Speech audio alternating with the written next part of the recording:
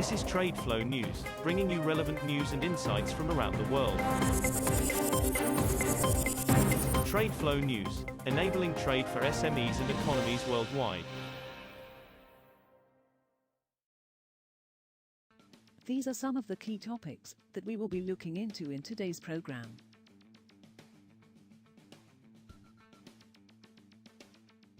First, let's take a look at the overnight headlines which are impacting the commodity markets. Asian refiners dependent on Middle East crude are expected to cut output soon because they are unable to get prompt replacement cargoes after the US-Iran war brought shipping in the Gulf to a standstill, 4 traders and 3 analysts said. Shipping through the Strait of Hormuz between Iran and Oman, which carries around 1/5 of oil used globally, has ground to a near halt after some ships in the area were hit in Iranian attacks. The disruptions highlight the risks to Asia, the world's biggest oil-consuming region, which sources 60% of its oil from Middle Eastern producers. Oil prices rose about 1% on Wednesday as US-Israeli strikes on Iran disrupted Middle East supplies, but the pace of gains slowed from past sessions after President Donald Trump suggested the US Navy could escort vessels through the Strait of Hormuz. Brent rose 91 cents, or 1.1%, to $82.31 a barrel by 10:15 GMT, after closing on Tuesday at its highest since January 2025. US West Texas Intermediate crude rose 63 cents, or 0.8%, to $75.19, after settling at its highest since June. Moving on to the top news in the energy sector. The OPEC secretariat has received updated oil output compensation plans from Iraq, the United Arab Emirates, Kazakhstan, and Oman, the organization said on Wednesday. The schedule received from the 4 members covered the period from last month until June of this year to make up for producing above their targets. At a meeting on Sunday, OPEC Plus agreed a modest oil output boost of 206,000 barrels per day for April, just as the US-Israeli war on Iran and Tehran's retaliation disrupted oil flows from key members of the producer group in the Middle East.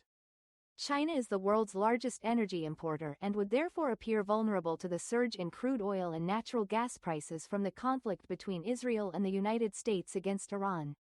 But the opposite is most likely the case, with China's vast stockpile of crude a cushion against price spikes, meaning that any energy-led inflation in the rest of the world will not hit China.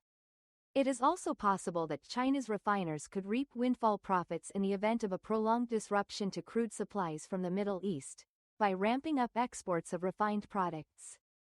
Next, we have the top news in metal markets. The European Commission unveiled plans on Wednesday to boost the competitiveness of the EU's manufacturing sector during its drive to decarbonize and avoid reliance on cheap Chinese imports by setting local content requirements. The intensely debated Industrial Accelerator Act, IAA, will set low-carbon and made in EU requirements for public procurement of, or subsidies for, making aluminium, cement and steel, and technologies including wind turbines, electrolyzers or electric vehicles. The IAA aims to ensure that by 2035 manufacturing represents 20% of the European Union's national output, from 14% today, stemming a potential loss of 600,000 jobs in the automotive sector over the next 5 to 10 years. Citi said in a note that the ongoing Iran conflict poses a near-term risk of copper prices dipping below $12,000 a metric ton. Our base case is the conflict eases within weeks and copper rebounds to $13,500 $14,000 per T within 3 months, it added.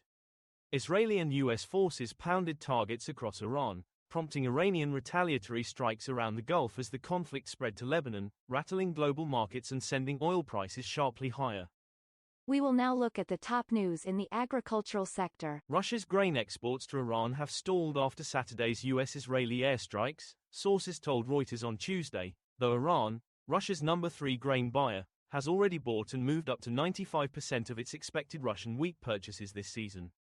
2 sources at Russian exporting companies, who declined to be identified, said shipments of grain bound for Iran from the Black Sea and the Caspian Sea had halted, although exporters are still trying to fulfill existing contracts. There is a need for supplies, but for now they have been suspended, one of the sources said. That is all for today's news on commodity markets. Stay tuned to TradeFlow News as we continue to provide you with more updates. We also invite you to follow us on Twitter at TradeFlow News, which allows you to watch our program on your mobile device or desktop to receive information from there.